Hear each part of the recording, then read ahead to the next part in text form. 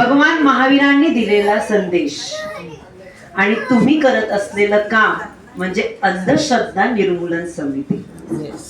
लहानपणापासून भगवान महावीरांना बघत आलोय, गणपती बाप्पांचे आशीर्वाद घेत आलोय आणि त्या सद्गुरूंची म्हणजे गुरुदत्त भगवानांची कृपादृष्टी असणारा आपला हा समाज. सर्वप्रथम सावित्रीबाई फुले यांच्या या दिनानिमित्त आपण या कार्यक्रमाचं आयोजन, नियोजन व संयोजन केलं, तर जोरदार टाळ्या वाजवून आपण अभिवादन करूया त्या सावित्रीबाईंना. आज आम्ही सावित्रीच्या लेकी सुना आपण सर्वजण बसलेली इथे नारी शक्ती आणि उपस्थित असणारा महात्मा ज्योतिबा फुले यांचा हा वर्ग. खरंच इथे आले तेव्हा मन अगदी भरून आलं. कशासाठी? इथे उभ्या असणाऱ्या मॅडम म्हणाल्या की आम्ही शिक्षकांनी परफेक्ट असलंच पाहिजे. रसिक हो, एखादा बिल्डर चुकीचा निर्माण झाला, इंजिनियर चुकीचा निर्माण झाला, तर एक 100, 125, 150 लोक पुलं पडतील, बिल्डिंगा पडतील. ठीक आहे. एखादा डॉक्टर चुकीचा निर्माण झाला तर 500-600 लोकांना लवकर यमराजाकडे पोहोचवेल. परंतु एक शिक्षक जर चुकीचा निर्माण झाला तर संपूर्ण भविष्यातील घडणारी जी पिढी आहे ती चुकीची निर्माण होईल. इथे उपस्थित असणाऱ्या सर्व शिक्षकांना सावित्रीबाई फुले सकट सगळ्यांना विनम्र अभिवादन करतो. आज मा सरस्वतीला, मा शारदेला वंदन नमन करून तुमच्या समोर जो सादर होणारा आमचा प्रयोग आहे तो द्विपात्री नाट्य छटा सादरीकरण. प्रत्येक नाट्याच्या आपण छटा सादरीकरण करणार आहोत. प्राध्यापिका सुरेखा कटारिया व मी कीर्तनकार डॉक्टर श्वेता राठोड या संपूर्ण कार्यक्रमामध्ये ह्या हृदयीचे बोल तुमच्या हृदयी पोहोचवण्यासाठी जी मा सरस्वतीने जो आशीर्वाद दिला तो शब्दरूपी आपल्या समोर मांडताना म्हणावंसं वाटतं सुरेखा मॅडम की शब्द पूजा, शब्द ईश्वर, शब्द हा ध्यास आहे, शब्द या सारस्वताचा अल्पसा ओंकार आहे. भावनांचे दूत शब्द, भावनांचे दूत शब्द संक्रमण करतात. कधी कधी हसवतातही शब्द, तर कधी कधी रडवतातही शब्द, कधी कधी युद्धही पेटवतात शब्द. सावित्रीबाईंनी हा युद्धाचा संग्राम जो पेटवला आणि शिक्षणाची क्रांतिकारी ज्योत ती तेवली असे शब्द. कधी कधी शांतीचा संदेशही देतात शब्द. अहो, शब्दानेच वाढतो शब्द. काय श्वेता? शब्दानेच वाढतो शब्द, शब्दानेच वाढते युद्ध. कधी कधी युद्धही मिटवतात शब्द, कधी कधी शांततेचा आणि शिक्षणाची ज्योत पेटवण्याचाही संदेश देतात सावित्रीबाईंचा शब्द. असा हा रसिको शब्द महिमा अपार की मनातले भाव व्यक्त करण्यासही अपुरे पडत असतात शब्द, अपुरे पडत असतात शब्द. तर चला आपण सर्वजण मिळून त्या सरस्वती मातेचं एक गुणगान गाऊया, मातेला वंदन करूया, नमन करूया की जी आपल्याला बुद्धी देते, प्रेरणा देते आणि ह्या हृदयीचे विचार तुमच्या हृदयी पोहोचवण्यासाठी ती एक जी माता आशीर्वाद देते त्या मातेला आपण वंदन करूया. सुरेखाताई, सावित्रीबाई कोण होती? ही तर खरी शारदा देवी होती.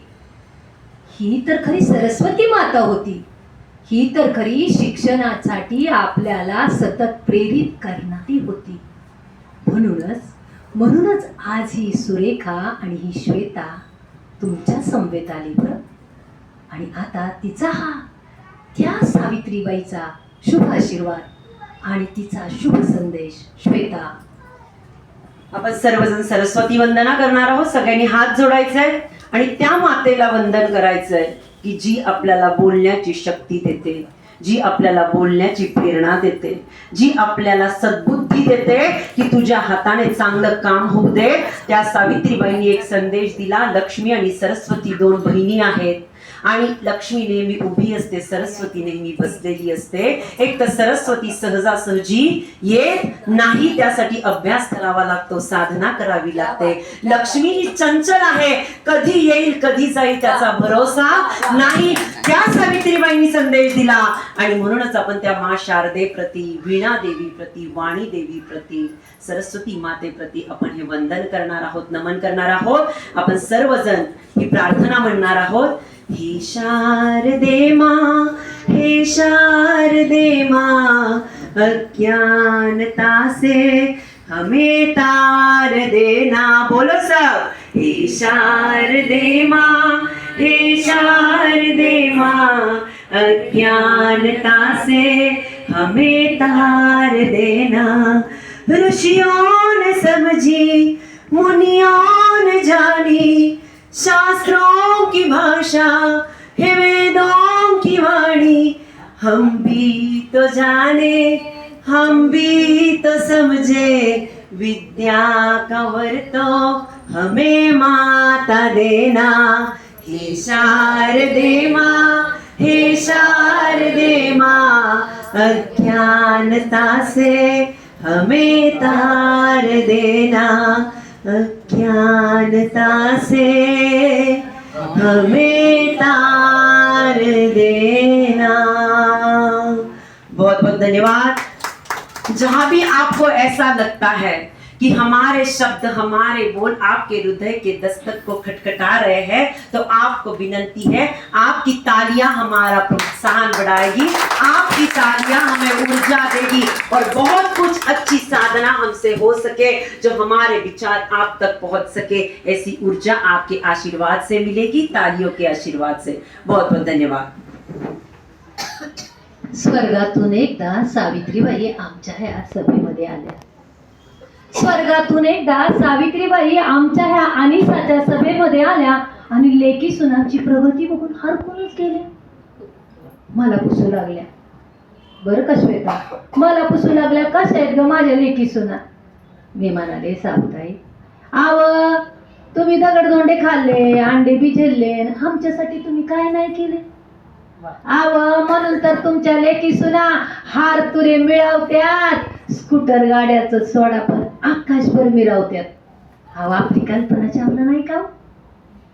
सावताई म्हणल्या, बरं वाटलं ग ऐकून लेकी सुनांची प्रगती. बायांनो अशीच राहू द्या विकासाची गती. बरं का श्वेता, आणि माझे आशीर्वाद तुमच्या पाठीवरती. सावताई, सावताई अहो तुम्ही होत्या मुख्याध्यापिका, तुम्ही होत्या मुख्याध्यापिका, त्या राज्याच्या आता नाव राष्ट्राच्या राष्ट्राध्यक्ष होत्या. सांगा बरं कोण? अहो आपल्या प्रतिभाताई नव का? अहो काय टकामका बघताय? आपल्या प्रतिभाताई नव का? आणि आपल्या द्रौपदीताई मुर्मू आहे की नाही? अहो त्या राज्याच्या नव राष्ट्राच्या राष्ट्राध्यक्ष होत्या. सावताई म्हणल्या, बरं वाटलं ग ऐकून लेकी सुनांची प्रगती. बायांनो अशीच राहू दे विकासाची गती. माझे आशीर्वाद तुमच्या पाठीवरती. सावताई म्हणाल्या, छान वाटलं तर असं छान पैकी रिस्पॉन्स तुमचा आम्हाला तो आशीर्वाद आहे. तुमचे दोन हात जेव्हा एकमेकाला भिडतात तेव्हा रक्ताभिसरण छान होतं, आणि रक्ताभिसरण छान झालं की तो आम्हाला काय वाटतो? मिळालेला एक आशीर्वाद वाटतो, ती एक प्रेरणा वाटते. साधनेला अधिक साधता येण्यासाठी ही दिलेली काय असते? एक प्रेरणा असते. सुरेखाताई, साधना म्हणजे काय असते? सावित्रीबाईंनी साधना केली, महात्मा ज्योतिराव फुलेंनी साधना केली, महात्मा गांधींनी साधना केली, आता आपले असणारे पंतप्रधान मोदी त्यांची साधना आहे, पेंडसे काकांची साधना आहे. याशिवाय असाध्य ते साध्य करिता साधना, करिता सायास कारण अभ्यास तुका म्हणे. आणि म्हणूनच म्हणतात सावित्रीबाईंची साधना, आत्ताच लेकी सुनांची चाललेली ही प्रगती आणि त्यातून होत असणाऱ्या त्यांचा विकास. परंतु कुठेतरी असं वाटतंय, हा विषय जेव्हा घेतला सावित्रीच्या लेकी सुना, त्या काळची स्त्री, त्या काळची सावित्रीबाई आणि आत्ताची असणारी स्त्री, खरंच काय बदल झालाय? आपण पूर्वीपासून ऐकत आलोय की नारी घर की शान है, नारी समाज की आन है. अगर नारी ना होती ना तो ना होते रामकृष्ण भगवान है. त्या सावित्रीबाईंना वांजुटी म्हणून ठरवलं गेलं.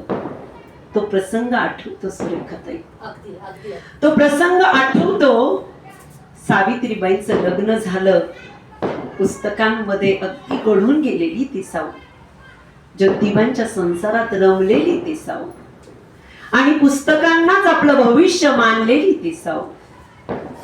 घरातील पारू डिलिव्हरीसाठी गेली, बाळणपणासाठी गेली माहेरी तिच्या. इथे सावते विचार करू लागली. आई होती तिची.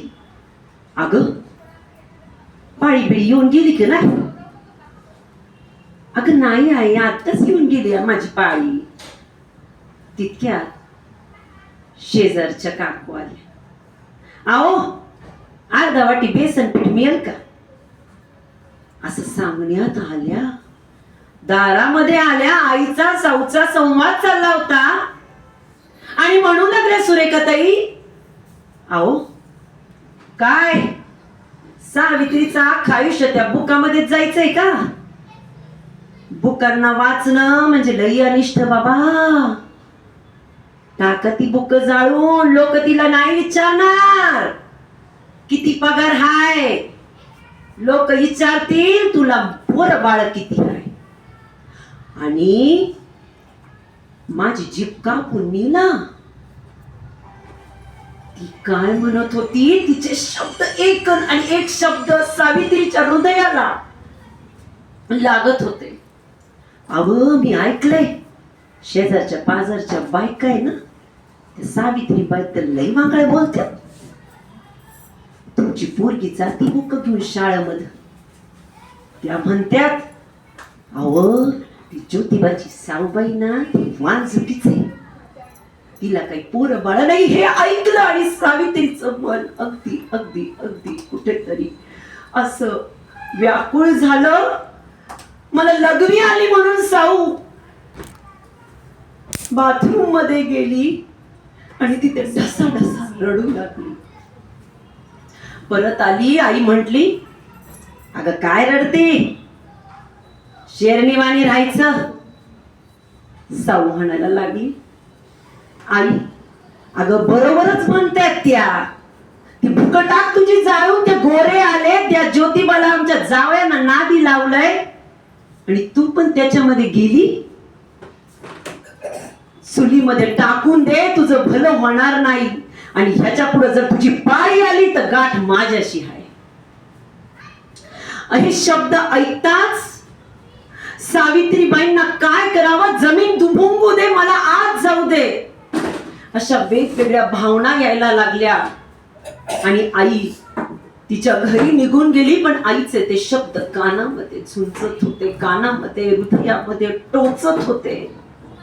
असाच हा शब्द महिमा असतो की मन कशा कशाचं मिश्रण असतं, साऱ्या भावनांचं संमिश्रण असतं. क्षणात असतं, क्षणात नुसतं निमिषात बदलतं हे मन असतं. कधी कधी मनात चालते प्रचंड खळबळ, कसले कसले ताणतणाव जाणवत राहतं, दडपण, आणि त्यातूनच होतं नैराश्याला स्नेह बरं. असं सावताईचं मन झालं. रात्री ज्योतिबा आले. म्हणायला लागले का हो काय झालं? काय नाही, सावित्रीने मनाशी निर्धार केला आता माझी पाळी नाहीच आली पाहिजे. ज्योतिबांशी बोलू लागली. ज्योतिबांना समजे ना नक्की काय झालंय. अहो तुमचा चेहरा का उतरलेला, तब्येत बरी नाहीये का? एक वात्सल्यमय प्रेम ज्योतिबांचं सावित्रीवर होतं. वात्सल्य होतं त्याच्यामध्ये.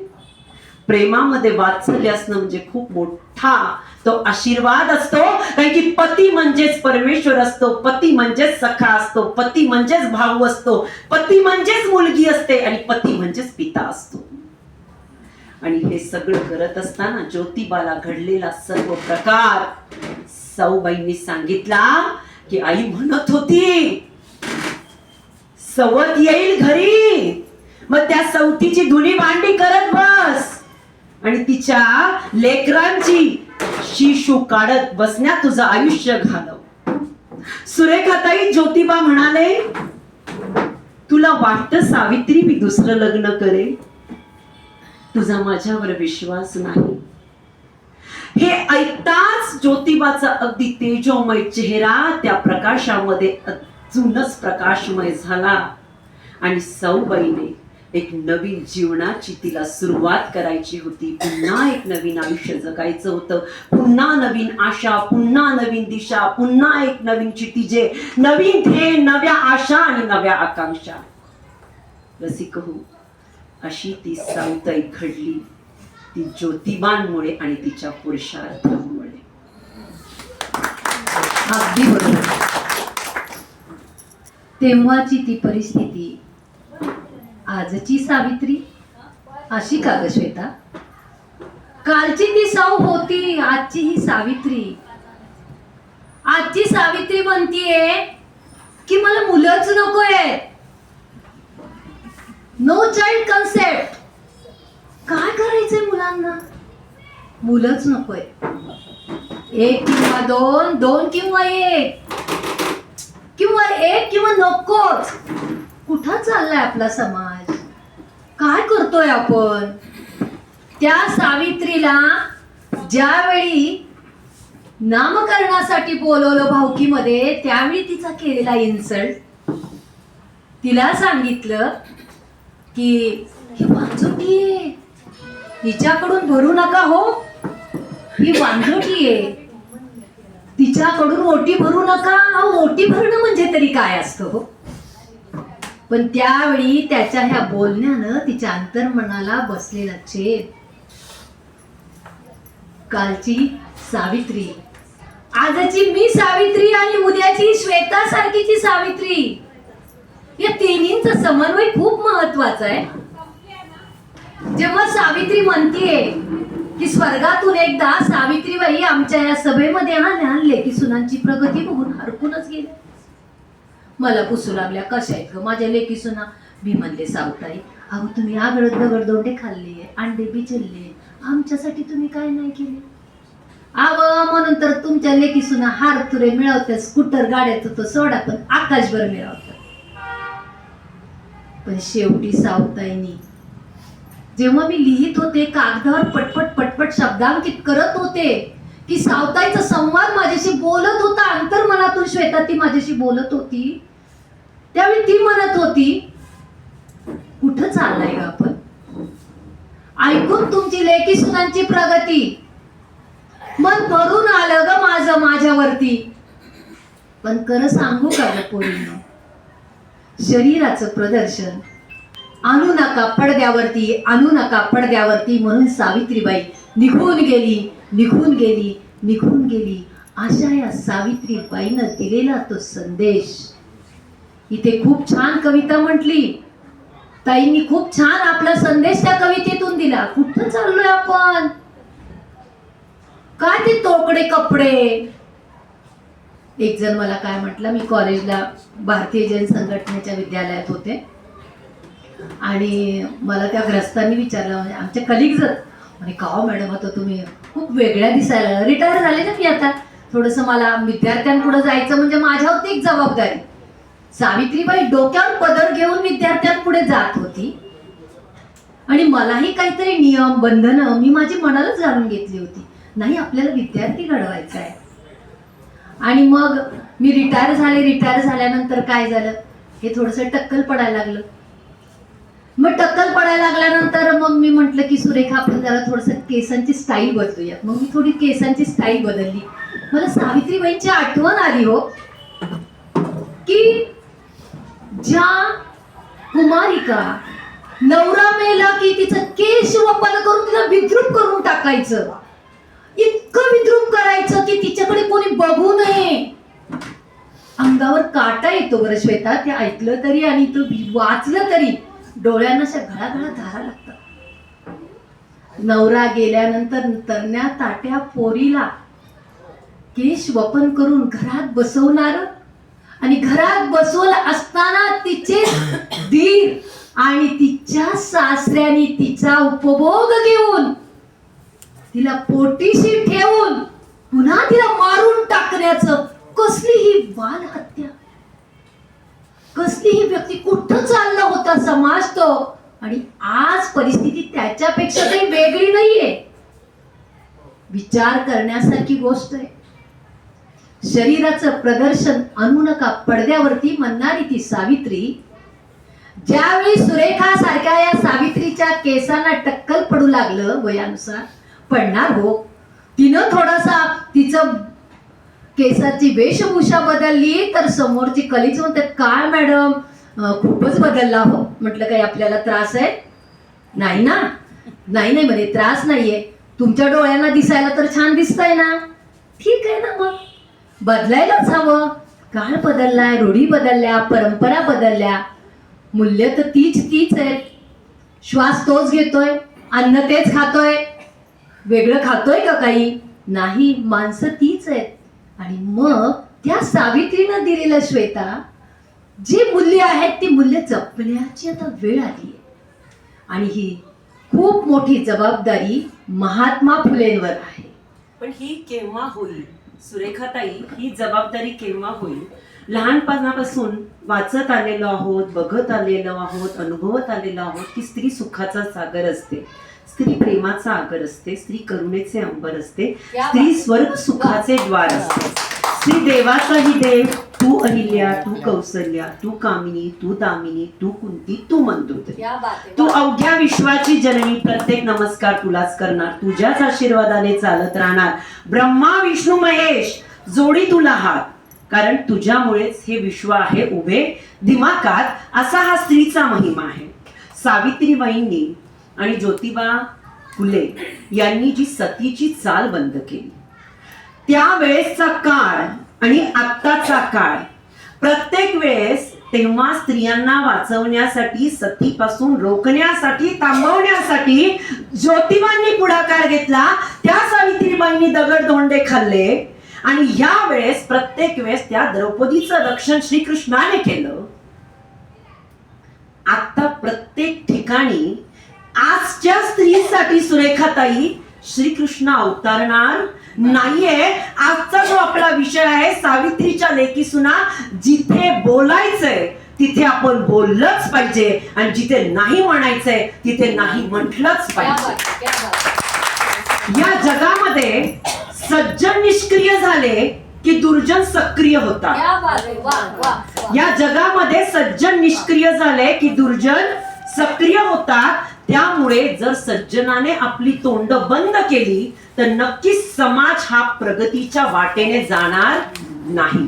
अरे अगर तुम भी नहीं हमसे, ही गजल है.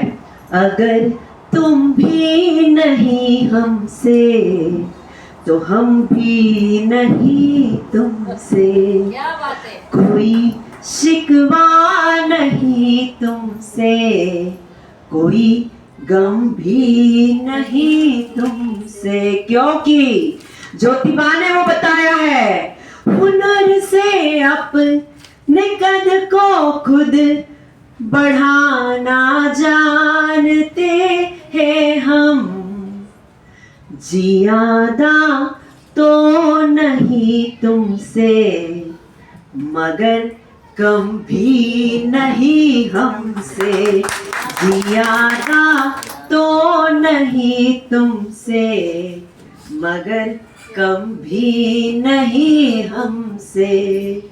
ती सतीची चाल आठवली सुरेखाताई. आणि त्यामध्ये त्या बाईला जेव्हा तुम्ही म्हणाला केश वपन केलं जात होतं, देवदासी बनवलं जात होतं, आणि केशाचं मुंडन करून त्याच्या बरोबर तिला विद्रूप करून अशी कंडिशन आणली होती, असं बॅकग्राऊंड क्रिएट केलं होतं, असा माहोल बनवला होता की जेव्हा ती सती जाताना, जेव्हा तिला जाळलं जात होतं, तेव्हा ढोल ताशे याचा नगारा वाजवला जात होता की त्या स्त्रियाच्या किंचाळ्या, त्या स्त्रियाचं ओरडणं सुद्धा दुसऱ्यांपर्यंत पोहोचू नये. त्या सावित्रीबाईंनी, त्या ज्योतिबांनी ती प्रथा बंद केली. आणि म्हणूनच आपण आजच्या सावित्रीच्या लेकी सुना दिमाखात अगदी 7च्या आत घरात जरी नाही आलो तरी आपण सुरक्षित आहे. तिची पणजी तिला म्हणायची, तिची पणजी तिला म्हणायची, सावताई तिची पणजी तिला म्हणायची, पोरी घराच्या बाहेर पुरीनं जायचं नाही, घरातच बसायचं, रांधावाडा गोष्टी काढा सगळं तुम्हीच करायचं. तिची पणजी तिला म्हणायची. आता आता तिची आजी तिला म्हणते, आता तिची आजी तिला म्हणते, अगं पोरी रांधावाडा गोष्टी करा, हेच आपलं काम आहे ग, बघ बिक शिकून कुठं ग जायचंय. तिची आजी तिला म्हणायची. आता तिची आई तिला म्हणते, आता तिची आई तिला म्हणते, पोरी घराबाहेर पड पण 7च्या आत घरात ये ग बाई, 7च्या आत घरात ये. अगं बाहेर लई कोले कुत्रे बसलेत ग, 7च्या आत घरात ये ग बाई, 7च्या आत घरात. आता मात्र ती म्हणते, आई तू घाबरू नकोस. सावित्रीनं आणि सावित्रीच्या असणाऱ्या ह्या संस्कारानं तू माझ्यामध्ये जे पंखात बळ भरलंय, त्या पंखातल्या बळाला धरून मी अशी आकाशी उंच बरारी घेईन की ह्या येणाऱ्या सगळ्या जेव्हा नाही म्हणायचं तेव्हा नाही म्हणता आलं की आई सगळं काही तिथं संपलं. तिची बरं श्वेता म्हणजे कालची आजी, पणजी, आजी, आई आणि आजी असणारी ही सावित्री. ही सावित्री आपल्याला पुढे न्यायची असेल तर निश्चितच आठवण येते मला छत्रपती शिवाजी महाराजांची. छत्रपती शिवाजी महाराजांनी आपल्या आईला सांगितलं, आई सती जाऊ नको ग आई, तुझा हा शोभा कसा ग तुला घडवायचा आहे ना, तू कशी सती जाते नको गाय. जे सावित्रीबाई फुलेंनी, जे महात्मा फुल्यांनी जो संदेश दिला, तो संदेश जीवन उतरवण्याचं काम कोणी केलं? छत्रपती शिवाजी महाराजांनी केलं, जिजाऊ मातांनी केलं.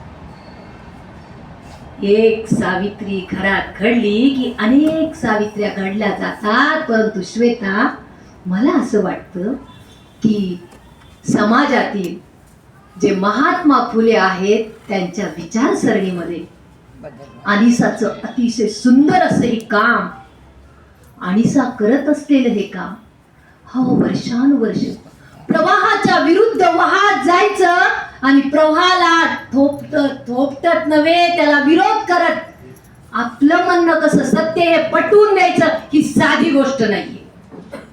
आज आठवण येते दाभोळकरांची, हो आयुष्य त्यांनी घालवलं. आठवण येते कांकरिया सरांची की नेहमी सतर्क असणारे आमचे कांकरिया सर. मिलिंद देशमुख अतिशय सुंदर असं अंजलीचं कौतुक या ठिकाणी केलं. याला सहजीवन म्हणतात. हो सहजीवन म्हणजे दुसरं काय, याला तर सहजीवन म्हणतात. पेंडसे काकांची चाललेली धडपड, अहो हे प्रथम पुष्प आम्हाला व्हायला मिळावं आणि ते सावित्रीबाई फुलेंच्या या जन्मानिमित्त हे आमचं अहोभाग्य.